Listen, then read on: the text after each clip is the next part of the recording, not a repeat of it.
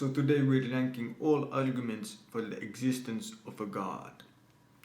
Now I want to give you my subjective opinion. Of course I have biases that I can't even know of myself, but I used to be an atheist, so I think I can give a fairly unbiased opinion. Now we have 5 tiers. God tier, which is kind of self-evident. Then we have very good, for very good arguments. Then we have something that has a time and a place and can be used but usually shouldn't be. Then we just have the doesn't handle criticism tier, which states that it cannot handle criticism. And then we have the question mark tier for this is so bad that it just gives me question marks to why does it even exist. Now let's begin. As some of you might have noticed, why is Jay Cutler in here? Why is Jay Cutler in this tier list?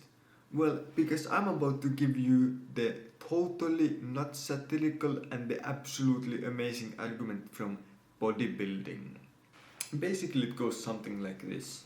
The beauty which bodybuilders strive for by having huge muscles and so on cannot be explained through a naturalistic worldview because there is no evolutionary benefit to being so lean and so muscular.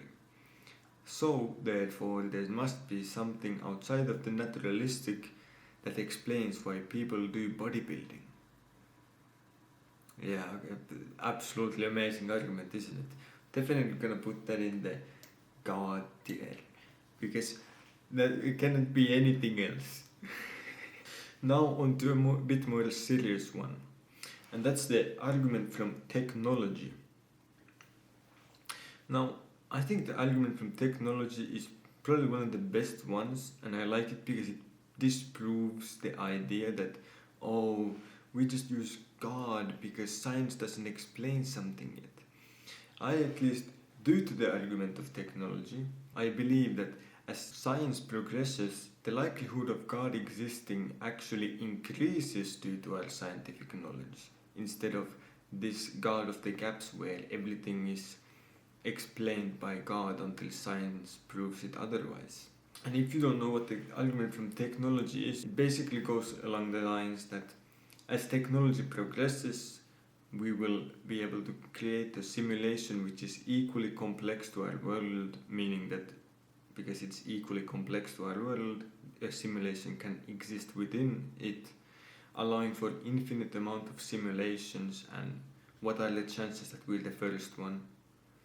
And once again, the chances are 1 against infinity.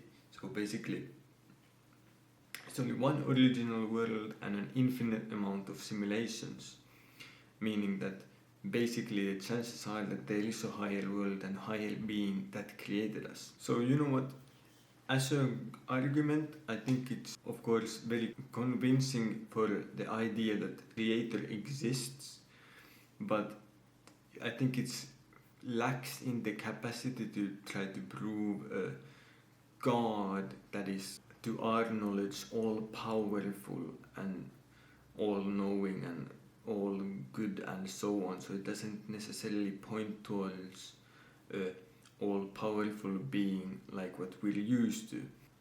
And for that reason I'm just gonna put it in the very good tier.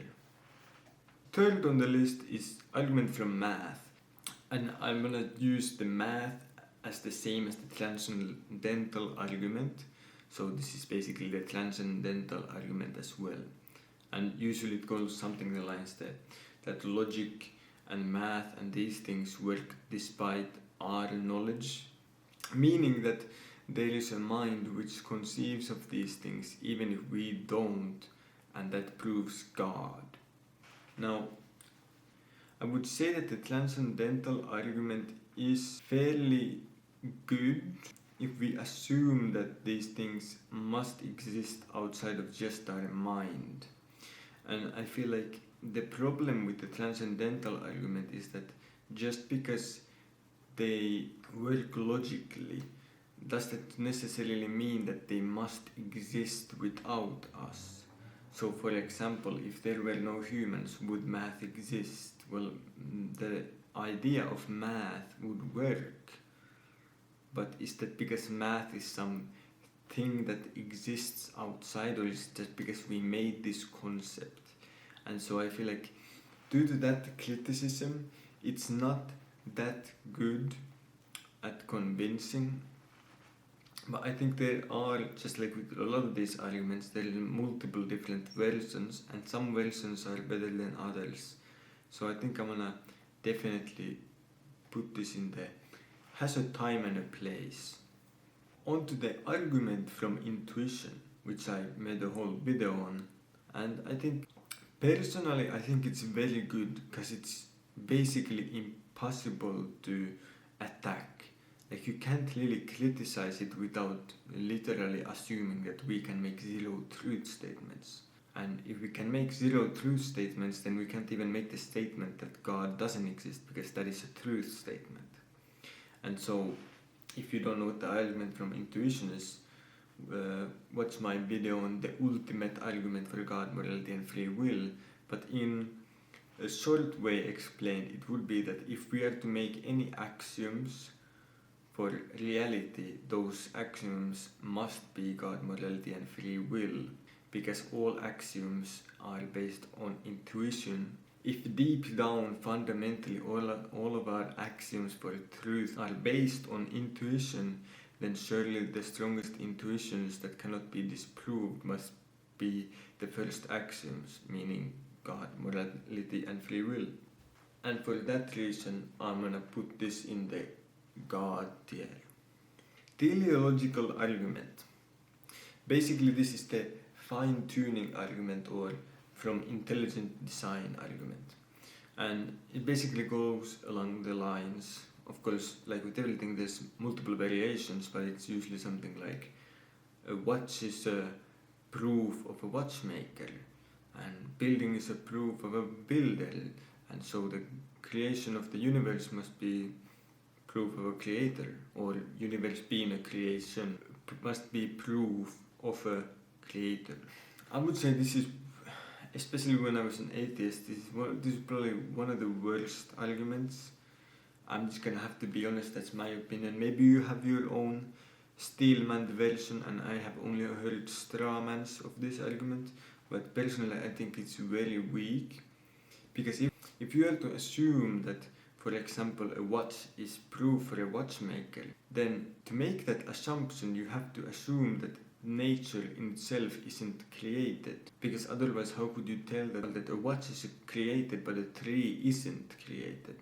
But if you then use that to prove that the whole world is now absolutely created, then how do you tell apart that a watch is created and therefore proof of a watchmaker, and tree isn't proof of a tree maker? You see, it's kind of disproves itself, because if you take a watch and that somehow tells you that it is so different from nature that it has to have a creator, then how come you say that nature was created based on this information? But to get the watch, the information that the watch had to be created, you had to assume that nature was not created, because otherwise the watch would just be a part of nature possibly. And there's a lot of other critiques of it. For example, that evolution, to a degree, proving that very complex things can exist, and all the other fine-tuning things like, oh well, if gravity was a bit stronger and so on, then the universe wouldn't exist. But we can only observe the universe where it was perfect for life. So we don't know of the possibly infinite amount of possibilities where there wasn't the conditions met, and well, we can never observe them because the conditions weren't met. So I'm gonna have to put this in the question mark. Now, ontological argument. Basically, ontological argument goes something along the lines of, if we define God as the maximally great thing, then if God exists as an idea, by definition, a maximally great thing cannot just be an idea, it must also be real. So God exists, in reality as well. Or another possibility that people use is that if God exists in some possible universe, then God must exist in all possible universes because he's maximally great. And to be honest, I really like this argument because it's really creative. I think it's really creative that it uses like the definition and how if something is maximally great, it must exist. Therefore, it existing in your mind means that it also exists in reality. Now, of course, you can easily criticize this argument by saying that, oh, well, why does something have to exist because we define it as such? For example, if we define gravity as something that has to exist, then that doesn't actually mean that there couldn't possibly be a universe where gravity doesn't exist. Because there can very easily be a universe where there is no gravitational pulse at all. Yet that universe could possibly exist. And just because we define it as something that must exist doesn't necessarily mean that it exists. And I feel like this is where the argument falls apart. But once again, if you have a different version that is better and more Steelman, then I'd sure love to hear it. But I'm gonna have to put this once again, even though it's very creative and I really like the intellectual use of using definitions, then I still have to put it in only the doesn't handle criticism. Now, what about the moral argument? And the moral argument is something along the lines of objective morality can only exist if God exists. And objective morality does exist, therefore God exists. And to be honest, it's one of the best arguments rhetorically. Like, it's one of the best rhetorical arguments. Because most people just have such a strong intuition for morality, and there has to be a good and a bad and a right and a wrong. So therefore, this is very rhetorically effective. But the only problem is that if you ever come along someone that really just says, well, sure, but morality is subjective, or morality doesn't exist at all, now the whole argument falls apart. So it's very rhetorically effective, but if there comes along an atheist or someone who really just says, well, morality is subjective, then the whole argument falls apart. It doesn't work any longer. So for that reason, I would put it kind of low, but because it's so rhetorically effective, I'm gonna have to put it in there has a time and a place. Now the cosmological argument, also the first cause argument, basically goes along the lines of everything that begins to exist has a cause. The universe began to exist, therefore the universe had a cause. And what could that cause be except God? So I personally once again like this argument a lot. When I was an atheist, of course I didn't believe it because I heard a lot of strawman versions of it, and even the one that I presented doesn't necessarily point to God, it points to a first cause. And now it's of course very logical to look at what the first cause is and kind of come to the conclusion that the first cause can only be God, but most atheists would still fight against that. So I usually like using a different version, just like with all of these arguments, there's so many versions that everyone has their own, but I like using different versions, which is kind of a first cause argument, but it looks at the two possibilities for where the universe came from. And I don't have time to go over everything right now, but basically the universe either came from something or it came from nothing. Those are the two only possibilities. And so if it came from something, then that something must have the qualities that we point to a God, and therefore it is God. And if the universe came from nothing, then the mechanism that caused something to come out of nothing must have the qualities of God, therefore God exists. So I think there's once again versions that are better and worse, but I'm gonna put this in the very good category, just because I personally like it and I found it, at least some versions of it, very convincing. Now what we have is argument from personal experience. Now personal experiences are those kind of things that really just, they are very convincing to probably one individual, but if you say that, yeah, I saw this or this happened or that happened, then most people are just gonna be like, well, were you on drugs? Well, like, how did you hallucinate? So they're not very effective as convincing other people, but they can be very convincing for individuals, and I think there's definitely some worth to that, and it shouldn't be just completely ignored. So I'm gonna have to put that in, has a time and a place. Now the argument from miracles. Now the problem with this is that, well, what are miracles in a sense, and can the miracles be explained by something that isn't God? So for example, most people haven't seen actually any miracles themselves, and the people who've seen miracles basically see it as personal experience that we just went through. So it's usually just stories about some miraculous thing happened. But I personally haven't seen some absolute miracle that couldn't be explained by anything else.